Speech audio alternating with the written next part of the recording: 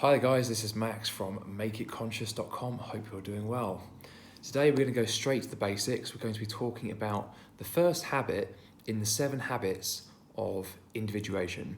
Habit 1, take responsibility for your mind. That's what the habit's called, that's what we do. Now let's get into the detail of what that actually means and how we go about practicing that. It's worth saying at the start here that habit 1 really pertains to understanding. Everything about this habit is about understanding the model of the mind and ultimately using that as a way to gain insight into the mind. So whilst the other habits are really all about what we do, not least with our actions but also with our mind, habit 1 is about understanding. It's really about coming to know the mind and know ourselves through that process. So it's really built off the premise that all of our challenges in life, all of our suffering comes from the fact that we perceive ourselves as living in this world as a separate self. We perceive ourselves as a separate self essentially because there is much that we're not conscious of. In other words, there is such a thing as the unconscious.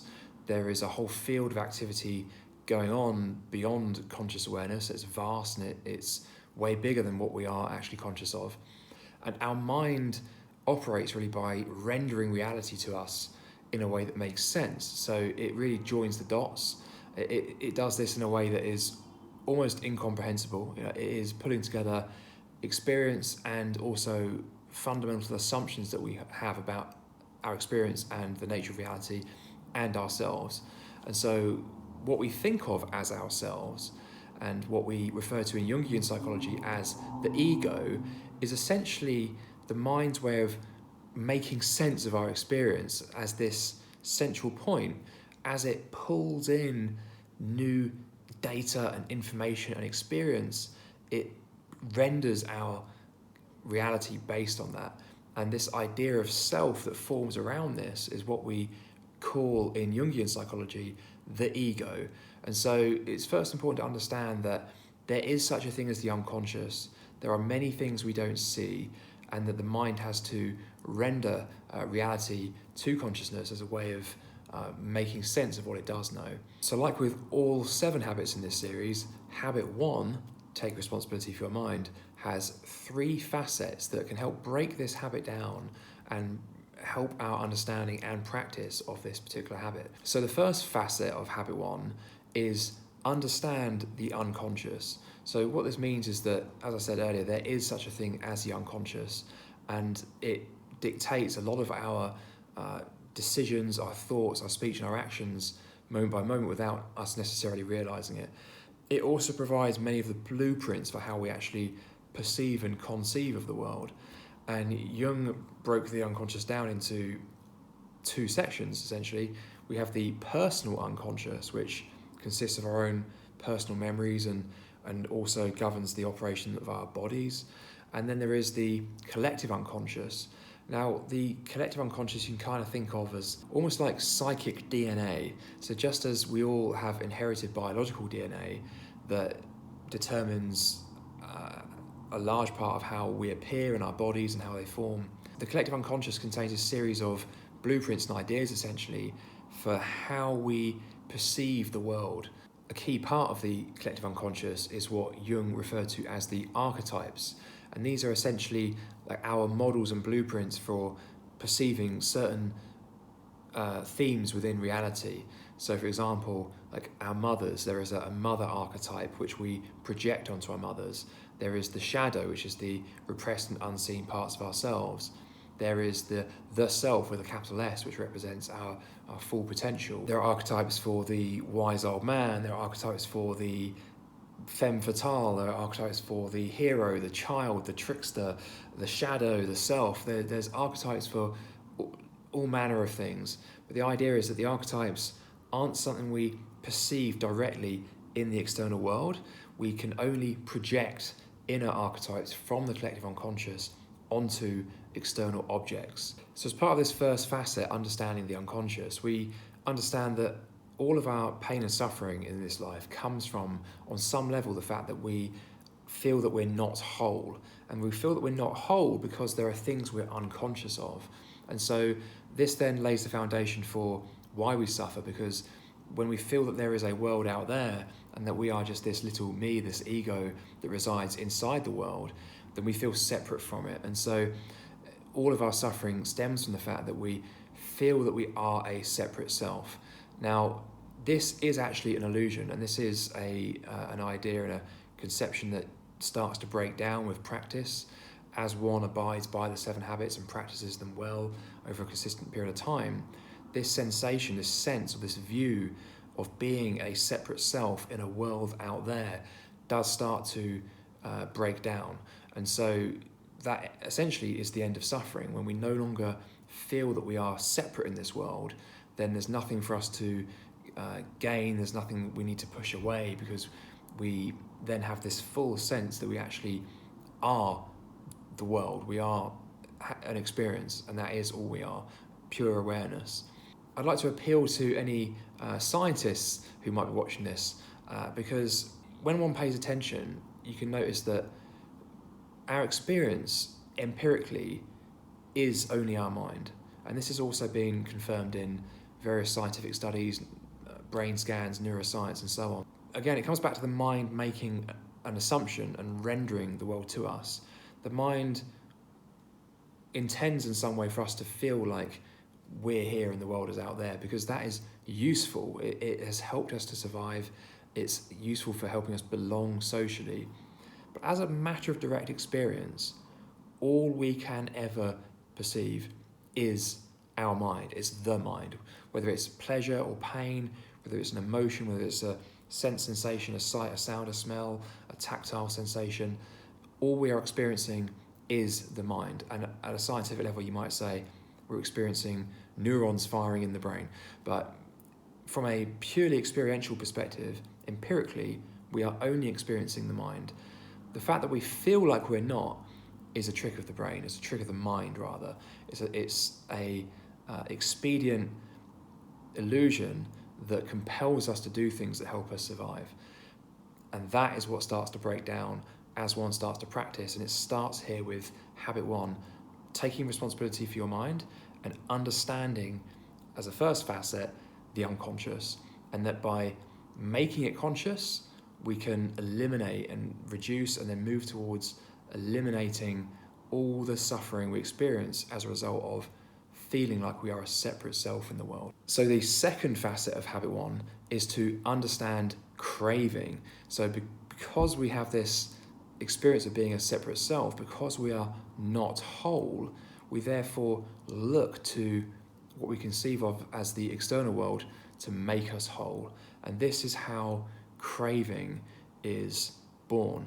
So when we crave something, we essentially feel a pull towards what gives us pleasure. It might be a sense sensation, it might be an idea, it might be a view, it might be a view of the world or how we conceive of other people, and in particular it may well be a kind of craving for an idea of self. The persona is a bit like this. So Jung talked about the persona as a way to, essentially it's like the mask we wear, it's the interface between our ego and our sense of self and the perceived expectations from the world around us. So we might identify as the persona, and we might crave that persona because it's worked for us and because we've received validation for it, it's helped us belong, and so it's worked for us, it's given us pleasure. And so we then crave things that give us pleasure. Now, this can be problematic, and it often is problematic, because by craving things in the external world, and its essence, what we're doing is we are falling in love with the symbol of something that's inside of us.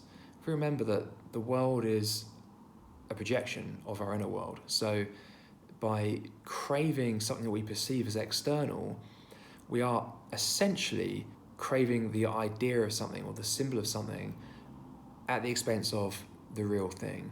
And so naturally, craving something in the world is going to cause problems for us eventually, because we get that thing, we experience the hit, the pleasure, and eventually it's going to run out. Essentially, everything is impermanent, and everything is impermanent in the outside world because they are projections. They're not the real thing. And so not only is the object of our desire impermanent and that we're not going to be able to gratify ourselves with it permanently, but it may actually also compete with other things that we want or other things that other people want.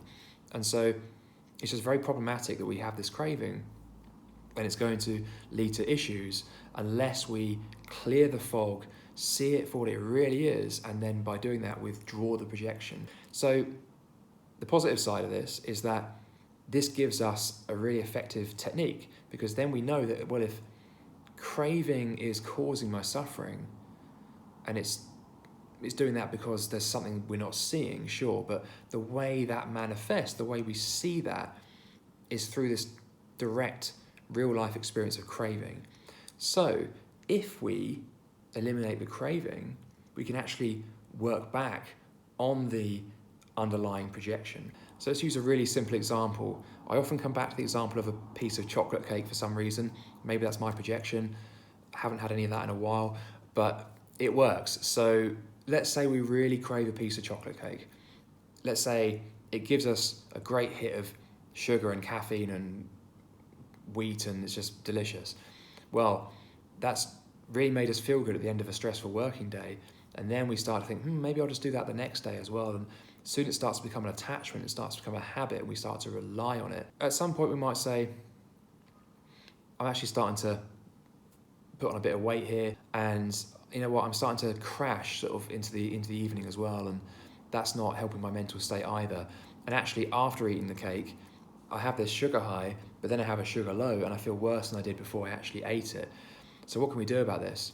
Well, if we actually eliminate the craving, and there's a number of ways we can do that, which we'll be discussing in the remaining habits, but one basic way is we can just wean ourselves off it. And so what's happening here over time is that the mind is starting to see that it doesn't actually need this external object to feel all those things it felt, to feel the pleasure, to feel the joy. And actually that by doing that, it clears the fog, and it starts to see that what it needed or what it wanted was actually coming from inside all along. So even though it's a very practical piece of advice to say, if you eliminate the craving, you can eliminate the suffering, what's happening behind the scenes here is we're actually getting back to our unconscious, that part of the first facet, and we're actually training our mind and actually on some level gaining insight into the nature of reality and the nature of our own mind. So that is how we work back to make it conscious. But in terms of a practical way of approaching life, by eliminating craving, we eliminate our suffering. So a good question to ask yourself whenever you are suffering, whenever you're in pain, is to say, well, what is it that I'm craving? Or what is the attachment here? This is how we take responsibility for the mind. Whenever we suffer, we look back at the mind, we maybe at first take it on a bit of faith. We say, okay, there is this model, there is this habit. I'm going to ask the question, what am I craving here? And over time, we start to see that actually it is my own attachment that is causing me to suffer here, even though it feels like it's something external. Now, the third facet of habit one is to understand aversion. So like with craving, if craving moves towards something, it wants to get that thing. Aversion is essentially the same thing, but in the polar direction. Aversion is trying to push things away. And it does this because the mind has identified with certain aspects of the external world, which it is attached to, which it relies on. And so it considers those things as good. It considers those things as conducive to survival and to social belonging. So naturally, if it identifies with certain things, it disidentifies with other things. It wants to get those things away from it. And so our minds have a way of generating pain as a way to compel us away from these things, because it thinks that it's a risk to our survival or a risk to our ability to be part of the group. So in much the same way, we understand here the nature of aversion. We understand that we are averse to things because we perceive them as presenting this risk to us. We also understand that it is that very aversion that causes our suffering, because we can't push things away ultimately. And when we do push things away, we essentially sow the seed for them to re-emerge at some point. one way this manifests is with the persona. So if we identify with certain aspects of our personality because they've been useful to us, then we disidentify with other aspects of our personality. So for example, if we identify as someone who is very loving and caring and kind, then we disidentify as the person who is unkind and maybe selfish and out for themselves. Now, that doesn't mean that we are selfish and out for ourselves, but what it means that by identifying with someone who is kind and loving of others is that if we feel we're perceived as the opposite, the persona of the ego does not like that, so it pushes it away. And in other words, it tries to push it into the unconscious because it's painful. So when it's in the unconscious, it lives in a kind of autonomous existence by itself without our conscious awareness. And from there, it can actually exert an influence over our thoughts, our speech, and our actions without us even really realizing it. So this is why shadow work is so powerful. It's why shadow work is something that a person can't do on their own. And it's another reason why shadow work can be very painful, but absolutely worth the rewards. So the way we work with aversion is very similar to how we work with craving. We understand that aversion is a cause of suffering. It makes us brittle. It makes us unable to be in the world in a wholesome and unified way. And then from that understanding, we can say, all right, well, if aversion is causing suffering for me, then I just need to eliminate the aversion. And by eliminating the aversion, we can eliminate the suffering that's associated with it. And we do that in much the same way. We make it conscious. And so this is why people often feel so light and free after shadow work, because they've made something conscious, and it means that they're no longer controlled by it. They are now in control of that aspect of their wider personality. It's important here to differentiate, I think, between aversion and anger. Anger is often associated with aversion, but there's a difference. Anger is the emotion that we often associate with aversion. So when we have pushed something away, it often manifests as anger when that pain point is pushed. So for example, if someone is perceiving us as our shadow, we're likely to get angry to defend our persona, our sense of self. Anger is an emotion, and it's the way people describe that emotion, and that is a subjective thing. But aversion is a tendency to push things away, which if we do in an extreme way, often appears as anger, but there is a quite important difference there. So someone who has done a lot of work to make the unconscious conscious, it may still experience a form of anger, but it may not appear as anger, and it certainly won't be expressed in that same explosive and painful way that we often associate with anger. So bringing this back to the overall message of this habit, take responsibility for your mind. The whole habit is about understanding the nature of things and the nature of our mind. And by starting off with a model or even a map of the mind, which we can use and that has utility to take us forward. However, it is just a model. And so at some point, by taking responsibility for the mind and practicing all 7 habits, we may get to a point where actually the map starts to become the territory. We start to actually see the truth behind this habit, the fact that we are experiencing just our mind, and that there is such a thing as the unconscious, and that by craving we have caused our suffering, and that by pushing things away we've caused our suffering. And so it starts as a model, but over time it actually forms into a wider and more direct understanding. And so the way this is practiced is that whenever we experience any kind of pain, suffering, a challenge in life, someone we find displeasing, someone who really gets our back up, a highly integrated person is going to be repeatedly and habitually coming back to the question, why is this a problem for me? Right? So rather than instinctively or impulsively pointing the finger at someone else, we have to always be coming back and saying, why do I find this to be an issue? And it is not to excuse the behaviour in others. We're not saying that other people don't do unskillful things, but it pretty much stops there. There's no blame at all. There's just understanding. And the way to get to that understanding is to bring that attention back to ourselves and say, why do I have a problem with this? What am I not seeing? what am I craving and what am I pushing away?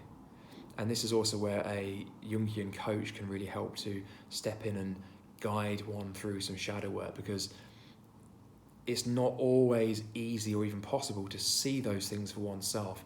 And in some cases we might get something close to it, but someone who is trained and can ask all the right questions can actually help us get deeper and deeper and deeper. And what we thought was maybe a craving for chocolate cake actually turned out to be a fear of abandonment or something. So, we can go deeper and deeper and deeper until we get to that real core unconscious content, make that conscious, and life just gets a lot easier. So habit 1 is really the foundation of the whole path to individuation. If an individual was to practice all of the 6 other habits, but not practice habit 1, then any progress they made would be temporary and unsustainable. Even if that individual was practicing meditation, because in meditation, we are essentially taking responsibility for the mind. However, if we were to practice meditation and regard external sounds and noises and all these little challenges that we might experience in meditation, if we regarded those as wrong or bad or getting in the way of our meditation, then we're not actually practicing habit 1, and therefore any progress we might make by meditating is going to be temporary and happenstance. It's only by taking responsibility for one's mind that we can make every step of progress a long-term step, because that is insight. And once something is seen, it can't be unseen. Another way to think about this is, well, what is the opposite of habit 1? The opposite of habit 1 is, yes, it's to not take responsibility. It is to think that the world is the problem, or to adopt the attitude that the world is what is causing my pain and suffering and any inconvenience I experience in life. Another way to think about it, though, is that the opposite of habit 1 could be conceived as assuming that the way we see the world is how the world actually is. And so this, of course, is coming from the ego. It's coming from that part of the mind that wants to create a consistent narrative so that it can protect itself and belong socially and not have to change. Habit 1, therefore, taking responsibility for the mind, I believe comes from the self. It is a calling from higher up to say, hey, not everything may be as it seems.